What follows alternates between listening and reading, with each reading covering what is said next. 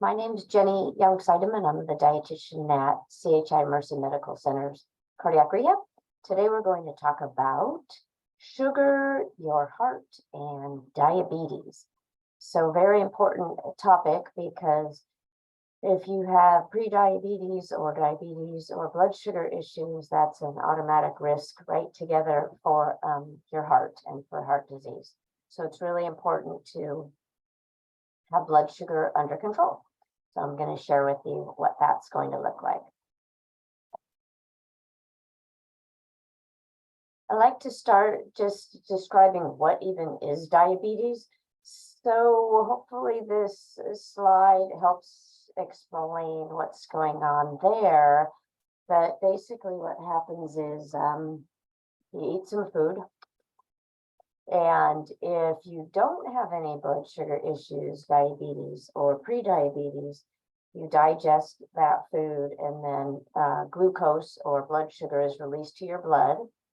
And then the lovely hormone insulin is released from your pancreas. And it's a little messenger, goes to your cells in your body, to your liver, various places. And it's like a little lock and key. It says, let us in. Open the door and the glucose or the blood sugar goes into the tissues where it belongs and blood sugar comes down. So without diabetes, blood sugar will go up and come down and stay in a nice range of normal. With pre-diabetes or diabetes, what's happening is there's either not enough insulin or the insulin's not working properly. That's called insulin resistance. It's like you keep knocking, but you can't come in type of thing. And so then what happens is the sugar in your blood stays up. And then that's a risk factor for your heart and all your other vessels in your body as well. But what it means too is that the fuel is not getting in where it needs to go. So let's see what else might happen. Oh, well, here's some risk factors for you that, you know, if your blood sugar's up and you're having insulin resistance, it basically can affect all the vessels of your body. So if you think about it, the vessel, you have vessels going to your heart and your eyes and your feet, and that's going to increase your risk for having a heart attack or a stroke or other things that you don't want. All right, so here's just some targets, and this is a good doctor talk. You want to talk to your doctor about what are we going for here, because you might be taking a medication or you might be working hard on lifestyle changes. And so you want to know what your goals are and what's going to be the best case scenario and the healthiest for you. So here's some general numbers of, you know, before a meal, you want it to be below 80 for sure. The normal blood sugar range is actually a 70 to 100 without diabetes. So this is for people with diabetes. The range moves up a little higher, but certainly, you know, lower A1C is very important. And you don't want too low of a fasting because low blood sugar is not good either.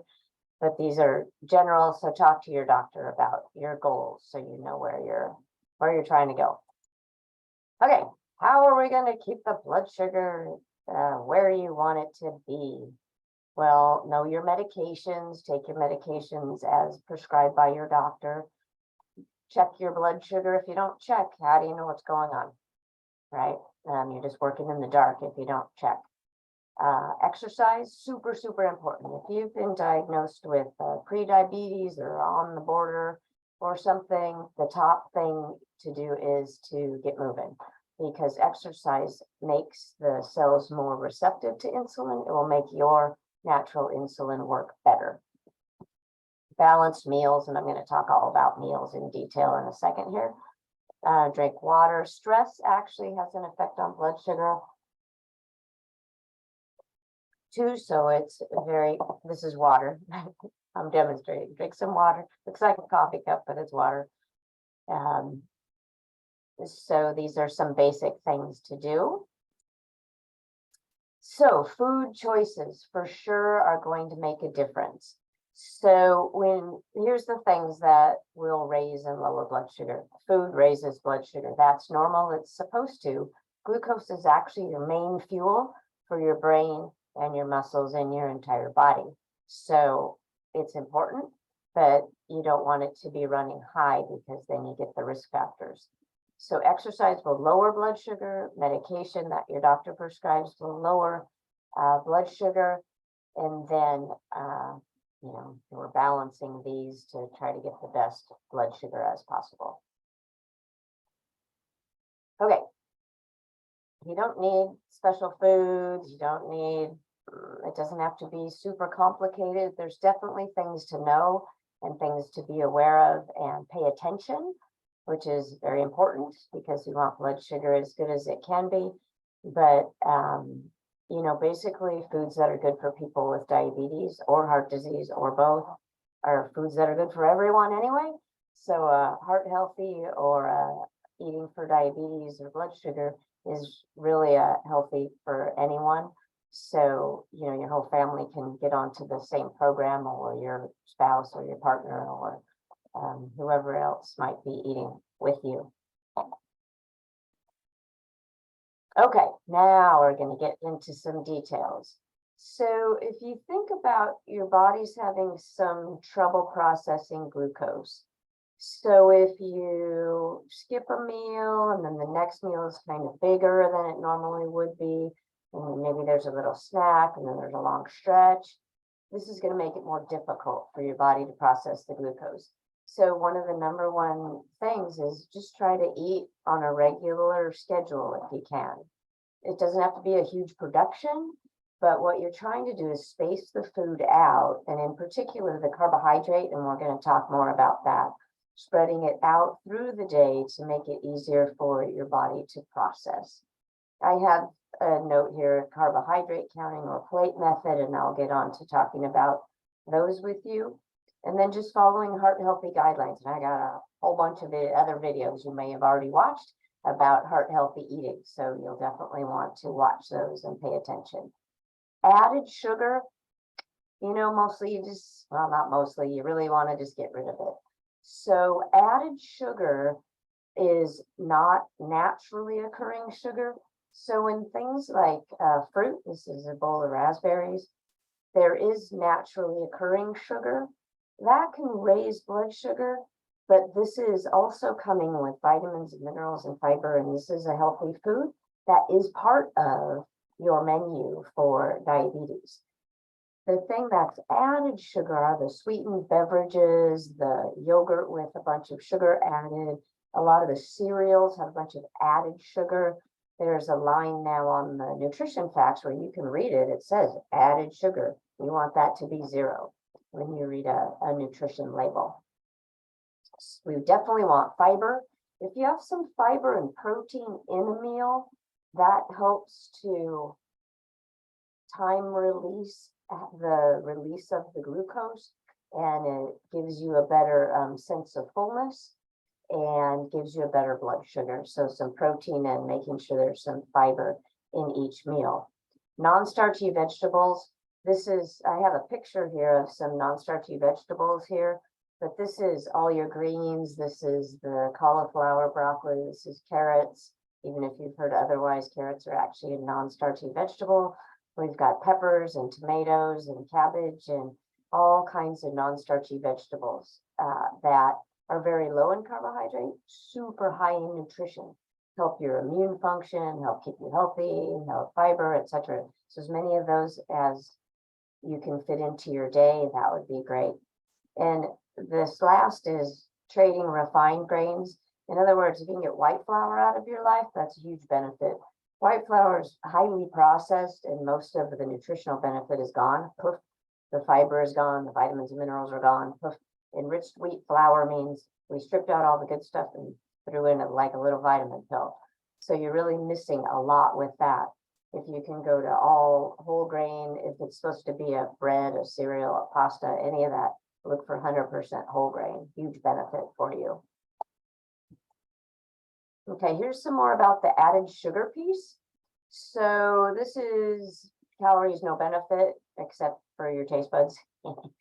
So yeah, we like sweet things. If you want something sweet, the optimal thing would be to have some fruit because fruit comes with nutritional benefits and it's sweet and delicious. If you're like, yeah, that's not going to cut it, then there are some sweeteners that you can use. The latest, what shall I say? The newest is the monk fruit you might have heard of. There's also stevia, there's Splenda. I'm sure there are some others, erythritol. Anyway, there are some sweeteners that don't really raise blood sugar that a lot of people will use to, sweeten something up without raising blood sugar. So that's an option if you need to have that. But avoiding real sugar or anything called syrup, anything called sugar, high fructose corn syrup, any of that are things to avoid. The regular sugar is called a fast carbohydrate. It can start going into your system straight from your mouth. Boom, raising your blood sugar. So people who have a low blood sugar, they do straight sugar to get the blood sugar to go up. Yeah, because it starts right in the mouth. It'll start going right into your body. So it's what we call a fast carbohydrate, goes right in and blood sugar goes up pretty fast. So avoiding the added sugar is great. Interestingly, it can also increase inflammation of disease, increase your risk for prediabetes, diabetes if you don't already have it, and raises, if you've ever gotten your cholesterol test, there's something on there called triglycerides, and added sugar raises that fat in the blood. That's also a risk factor for your heart. So here's just a little bit about added sugar, has a lot of names. This ingredient list is not what's in Coke. It's just trying to fit more than one thing onto one slide. In a label, if you're looking at the ingredients, you can tell sugar. Here's sugar is sugar, corn syrup, that's sugar, brown sugar is sugar, brown sugar syrup is sugar, anything that says syrup. Honey is actually also sugar. So these are some names, but this is just what's in a 12-ounce can of Coke. 12 ounces, not very big, and a lot of people are drinking much bigger sugary beverages. Down here is the line I wanted to point out to you. If you're looking at a label, there's this wonderful line now that says includes X number of added sugar. That's part of this total sugar number. The total sugar they mix together, the added plus the naturally occurring. So I'm not concerned about the naturally occurring for any health risk. It, like I said, it will raise blood sugar, but really what we want to do is omit this added sugar because this is the stuff that just raises risk, raises blood sugar, no nutritional benefit, etc. So here's 39 G's, that's grams. I know we don't think in grams, but anyway, and then over here you can see the percent, and the percent over here is 78%, of your daily recommended. There is no, it's not recommended that you get a certain amount of added sugar, but that you stay under a certain amount. So this is quite a lot. A 20% over here means a high source of something or an excellent source. Well, 78%, that's crazy high. Okay. And just to give you a little visual, if you fill a measuring teaspoon, with sugar, that would count as about 4 grams. So if there's 39 in here, all I did was divide by 4, and that would be 10 teaspoons. So if you get about 10 teaspoons of added sugar, see what that looks like, or 10 sugar cubes, that's how much sugar is just in this 12-ounce Coke. So it's not small, it's huge. And we have a lot of sugary beverages these days. We have the fancy coffees, and we have a lot of things in, even the flavored coffees or the flavored drinks and the sweetened this and the sweetened that, not to mention soda pop. It's all super high, and you really want to just avoid that because there's no benefit to it, and it can really create some problems for you. Here's another label. I just did yogurt because yogurt is a huge culprit for added sugar. This is, I'm going to do this one first. So non-fat, I did that because non-fat so that you're not getting the animal fat. If it's whole milk yogurt, you're going to get animal fat that clogs up your arteries. We don't want that. So non-fat strawberry, so it's flavored. Any flavored yogurt is going to have, typically it's going to have added sugar. Or there's a few of them that manage to keep the added sugar down or out by adding a sweetener like stevia or Splenda. So if you're okay with that, you can look for 0 added sugar with the flavored yogurt. But otherwise, if it's flavored, here's 3/4 of a cup. Always look at the serving size, because if you're going to eat, twice as much, you have to double everything. So here's straight down to this line, added sugar. So there's 11 G's, 22%. So we already know that's super high because it's over 20, but 11 divided by 4. So we've got about a tablespoon of added sugar just in this little dinky cup of yogurt. And you can see down in the ingredients, first ingredient, milk, strawberries. Oh, there's sugar right there, right? So here's plain yogurt over here, 0 added sugar. And if right now you're going, ugh, plain yogurt, terrible, terrible, right? So if you just add some fruit, like some berries, add your own strawberries, add some raspberries, add some blueberries. If you're still like, it's too sour, add a little bit of unsweetened applesauce, because that will have nutritional benefit, but it won't be this pile of added sugar. So yogurt is a main culprit, and cereal too. I don't have a cereal label here, but make sure that you're checking those labels for added sugar. Little tricky thing, there are sugar alcohols. I have a typo here. So sugar alcohols actually end in this OL, like sorbitol and erythritol. So here's on the label of something, sugar-free candy bar. Sugar alcohols, 18 grams. This is a whole bunch of math, but I'll just sum it up for you. The sugar alcohol has a much, much, much, much lower impact on blood sugar than regular sugar. So a lot of the sugar-free foods, or foods that are, meant to not have sugar, will have sugar alcohol instead, things ending in OL. That's fine if you tolerate it. A lot of the sugar alcohol can have an unwanted laxative effect. So just be careful. I have had someone tell me they ate a bag of sugar-free candy and it was not good. They were not pleased with the end result, so to speak. So just be careful about the sugar alcohols and your digestive system. Some people are real sensitive to those, so watch out for that. Okay. So carbohydrates, I'm sure you've heard about carbohydrates and what am I supposed to do about carbohydrates if I have diabetes, prediabetes, blood sugar issues in my family. One of my parents has diabetes, so I know I'm already at risk. So we want carbohydrate control. You don't want to try to cut carbohydrate out completely. And plus, you'd have to eat, I don't know, you wouldn't be well nourished if you tried to cut out all the foods with carbohydrate in them.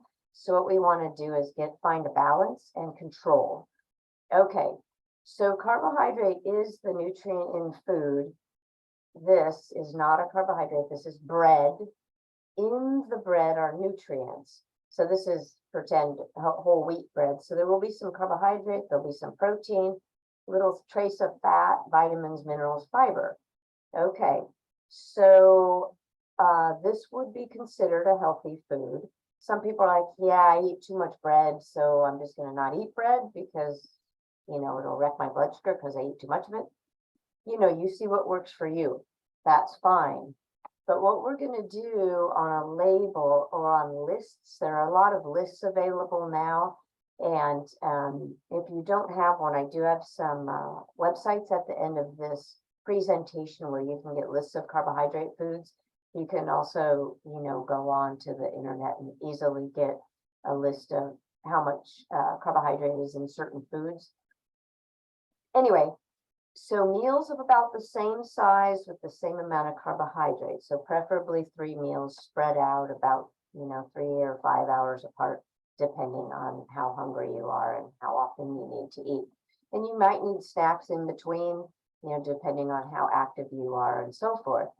And if you're going to all of a sudden, oh no, I had to skip a meal. Make sure you're carrying something around, a little something in your to-go bag or your survival bag, I'll call it. Yeah. So this is a total generalization, 45 to 60 grams of carbohydrate per meal, depending on the person. It's a place to start. And, if you get into it, you can keep a journal, especially if you're newly diagnosed. Keeping a journal is really super helpful because then you can be troubleshooting and becoming the captain of your ship. So on there, you're wanting to measure the foods with carbohydrate as much as possible. A lot of the healthy foods don't have a label. Fruits and vegetables, no label, right? So that's where you get your little list of how much carbohydrate is in certain fruits, for instance, or a sweet potato maybe. Okay, but the lower end would be, usually we start maybe with women and then 60 maybe for men, depending on how active you are, then, you might be on the higher or the lower end. And you definitely want protein and fiber in that meal. So here's some sources, healthy sources of carbohydrate. So whole grains, this would be 100% whole grain cracker like a Triscuit. This would be 100% whole grain bread. Whole grain pasta, though the serving size is pretty dinky, so you might just say, brown rice, though even brown rice, some people will tell me is not worth the portion size. So you have to see what works for you. And then, and on whole grains, this just straight up grains like oats. Oats are a whole grain. So oatmeal is a huge thing that I'll recommend for heart health and blood sugar as well. Oats and barley are two that have the type of fiber that really can help with blood sugar. Then we have beans and lentils. Great. They have the type of fiber that helps with blood sugar as well. And they also have protein. We have starchy vegetables have carbohydrates. So this is your potatoes, your sweet potatoes, your corn, your peas, your winter squash. Those are still healthy foods. You just have to watch the portion. And then milk and yogurt, you don't want flavored yogurt with a sugar pile in it, but these are healthy foods. And these foods have carbohydrate, but they also have nutrition. So you want them in there. You just have to watch the amount. If I'm talking fast, you can pause me whenever you want. You can rewind, you can do over. And I am going to proofread the transcripts. Hopefully I'm able to do that so that you should be able to read what I'm saying too, if that makes it easier for you to understand as well. Okay, so here's some, just going to click all these in here. Okay, so some food groups have very little carbohydrate. So it's almost, I could say a free-for-all, but especially this big plate of vegetables here that looks very pretty and colorful. These non-starchy vegetables, very low in carbohydrate. This is your number one friend for blood sugar, but also just for heart health and immune function and your feel good and your well-being and everything else. Top of the list. Reduce your risk for certain types of cancer. So non-starchy vegetables, top of the heap. The more of those you can get in, great. This is some nuts and seeds. So nuts and seeds have heart healthy fat. They also have fiber and very little carbohydrates. So they make a nice satisfying snack food if you're watching blood sugar. And I think that's a piece of fish. So seafood and poultry is a protein food, are protein foods that are considered heart healthy as well. And then fats and oils do not contain any carbohydrate. That doesn't mean I want you to do a high fat diet because that'd be a risk for your heart, but we do want some fat in there for blood sugar control. And also we need fat and it makes food taste delicious anyway. So we need some. Okay. Let's see. Okay. So this is a label. And what I want to tell you about, if you want to get into carbohydrate counting, which you certainly can, and some people do get into it, if you're getting overwhelmed by this, too many numbers, too much math, too much stuff, you figure out a place to start. And often what happens is it's very intensive at first while you're learning and you're measuring food, and you're reading the labels, and you're doing all this business. But once get the hang of it, then it's not going to be so, what shall I say, hopefully not overwhelming, and it will just get to be a habit and not hard to do at all. Okay, so 1 serving of carbohydrate, if you're using the old exchange system, the exchange system was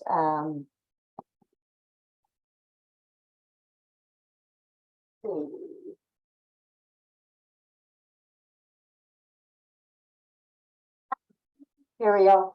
The exchange system would be you'd have lists of foods and serving sizes. So meant to be each of those would have about the same amount of carbohydrate, about 15 grams. So for instance, here's a bowl of oatmeal, and then here's a piece of bread. And these two would have about the same amount of carbohydrate. So it'd be, well, I can have this, or I can exchange it and I can have this. Or it could go across food groups. Here's some berries, and actually this would be somewhat lower than this, but it might be, oh, I'd rather have this than this for blood sugar and tastiness and so forth. Okay, anyway, so 15 is considered 1 serving, and I gave that general guideline of 45 grams for women at a meal of carbohydrate and 60 for men. And again, it depends. If you're already doing less than that, I don't expect you to do more if you're trying to control blood sugar. But, if you're doing more, some meals are more, then you want to really control that. So here's a little math question. So how many servings of carbohydrate are here?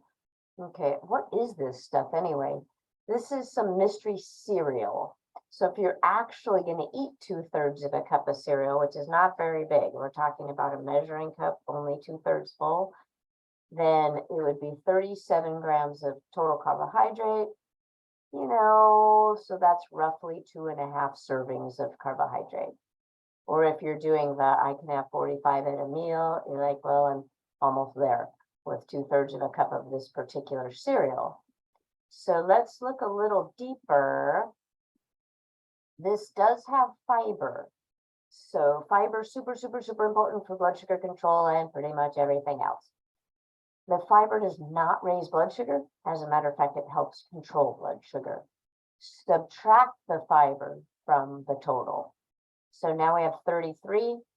We're still at about 2 servings anyway, right? Here we go. Look at this. Total sugar's 12. Naturally occur, maybe there's some fruit in the cereal, but then, oh, look, the total includes 10 grams of added sugar at 20%.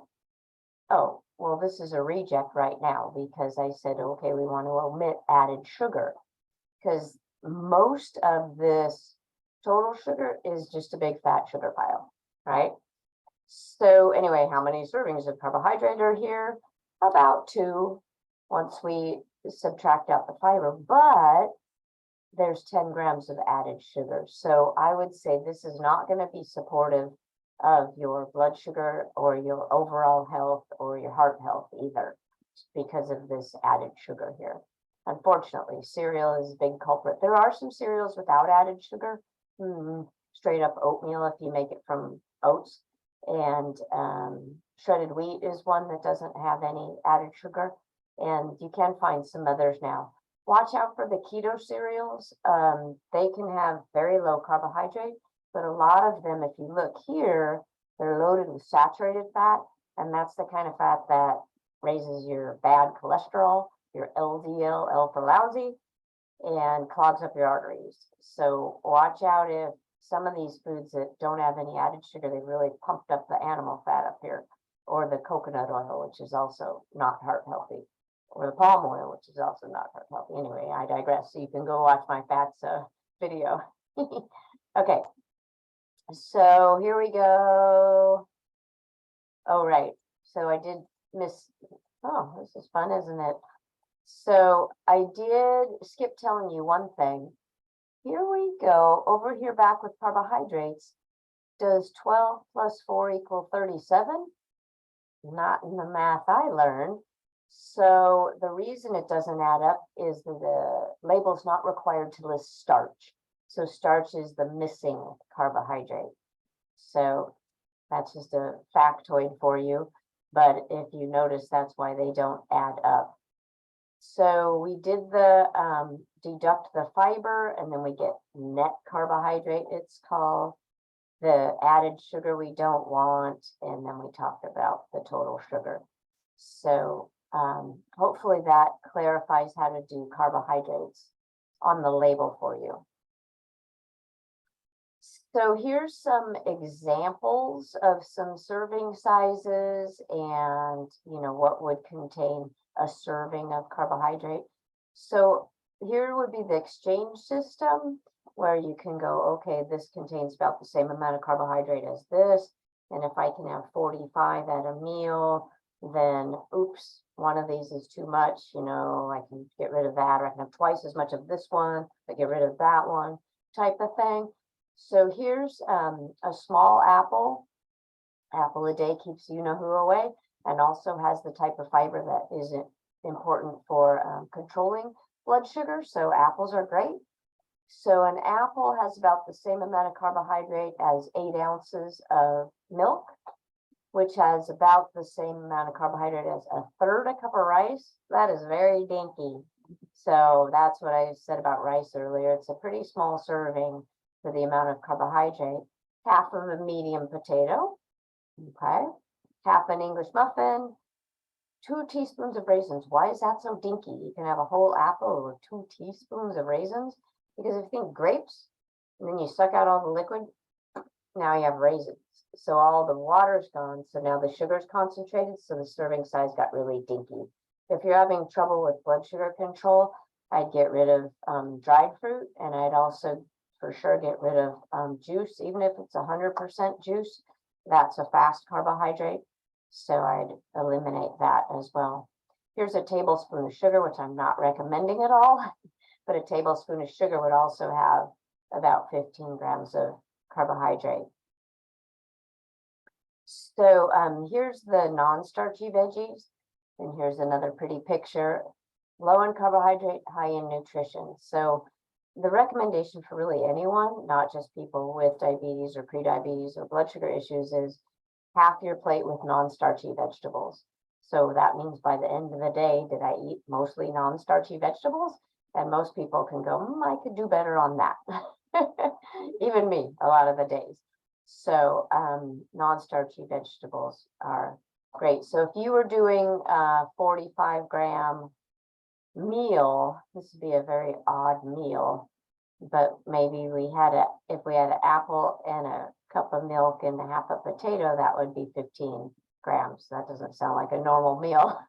I'll show you some normal meals later, but that would be it for carbohydrate for that meal. So then if you wanted to add, say, a piece of, chicken or fish, that would fit in there because that would not contain carbohydrate. Okay.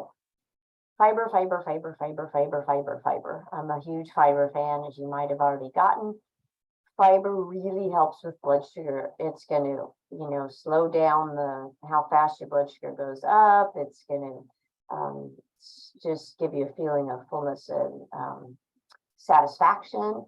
It's going to keep your digestive system healthy, the nice bacteria in your gut like fiber, and helps also control cholesterol. So win, win, win, win, win with the fiber. Where does it come from? Plants. So fiber only comes from plants. So here's a beautiful picture of a whole bunch of plant foods. Whole grains, beans, fruits and vegetables, nuts and seeds. There we go. So on the get rid of white flour, here's, switch to whole grains. These are actual grains up here. And, like oats or barley, those are great for blood sugar. The rice, some people just opt out or just only eat a small amount because there's a lot of carbohydrate for the serving size. But switching over to 100% whole grain, this is whole grain pasta. The pasta, the serving size is still pretty small, but you do get some fiber, so your serving size is a little bit bigger if you do whole grain. Whole grain Triscuits are a whole grain cracker, so instead of, Ritz or saltines or something, go for Triscuits if you're going to have some crackers.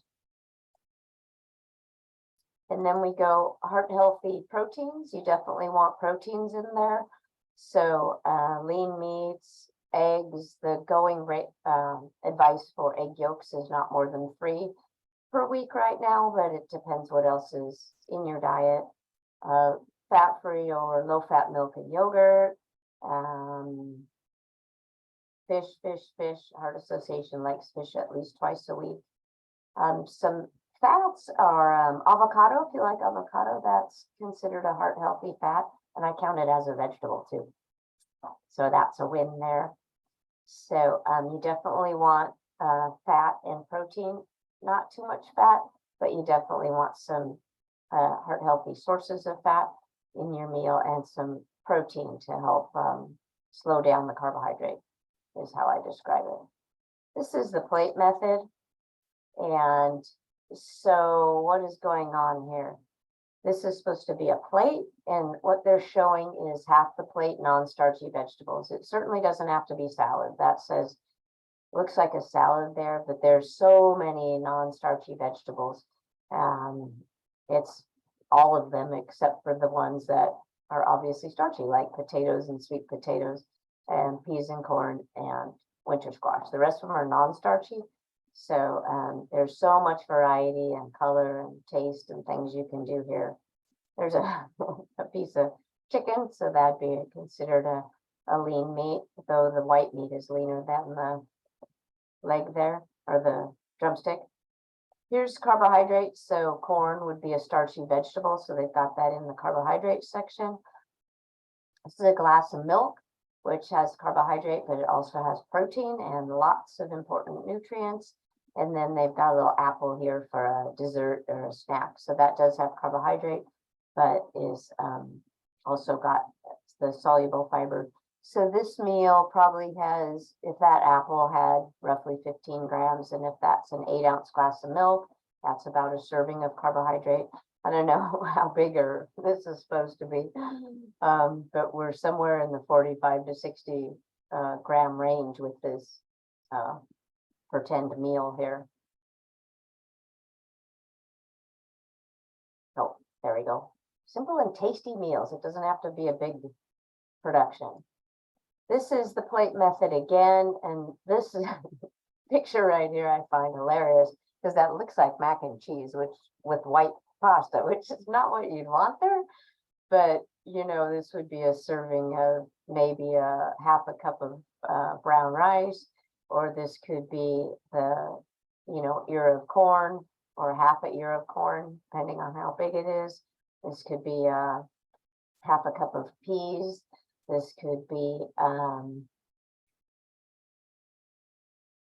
well, at breakfast you probably wouldn't have oatmeal, or at dinner, excuse me, you probably wouldn't have oatmeal, but so this would be a starch or a grain. So this, you want to control the amount. This is a nice piece of chicken, looks like. And then half the plate non-starchy vegetables again. Here's the milk, and here's a little fruit for dessert. So you can just use the plate method. If you're struggling with blood sugar control, then you do want to keep a journal for a bit and put, measure your carbohydrate foods so you can really get a handle on it. And then you'll be able to eyeball. A lot of people start going with this and have great success just using the plate method. So of course, serving size makes a difference because, which apple is going to have a bigger effect on blood sugar? Of course, the big one. So it is helpful to measure until you get a handle on it, and then you can get pretty good at eyeballing your serving sizes. So here is just some plate method ideas here. So this is half the plate non-starchy vegetables, so salad with all kinds of stuff on it. I see tomatoes, and that looks like a jalapeno right there. Whew, this is spicy salad. So, you know, as many vegetables as you can get on there. This is a bit of a mystery over here, but I assume it's some kind of meat, but ground beef tends to be higher in animal fat, so hopefully that's more of a ground turkey situation. And then here's some corn tortillas, and I do suggest corn tortillas over flour because the flour can be quite high in sodium and they can add some fats that aren't quite heart healthy. So I think what we're going to do is put this and this inside of the tortilla. That's what I would do. But if you're visualizing that plate, this would be the corn tortillas would be the starchy section. Then we've got the non-starchy vegetables, and then we've got the protein section here. There could be some beans in there too, because the beans would have protein and add some extra fiber for you. And oh, here's each of these meals has about only 30 grams of carbohydrate. So we were looking at 45 to 60, depending on your how active you are and if you're male, female, having trouble with your blood sugar, etc. So obviously you could add a glass of milk up here and be at 45, and you could add another thing, a piece of fruit, to be at 60. So here's another example. We've got half the plate non-starchy vegetable with the broccoli.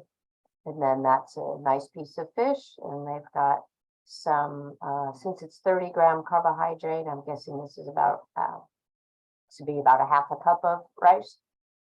And then over here, what is going on here? Oh, this looks like sauteed vegetables. That looks tasty. So some red onion and peppers and zucchini and such. This looks like a summertime thing going on over here. So sauteed vegetables in olive oil is what I would suggest. And then some whole grain toasted pita, I think, or flatbread. And then this would be hummus. It's garbanzo bean dip, basically garbanzo beans, garlic, and lemon. So that would be the protein section because beans are made with protein.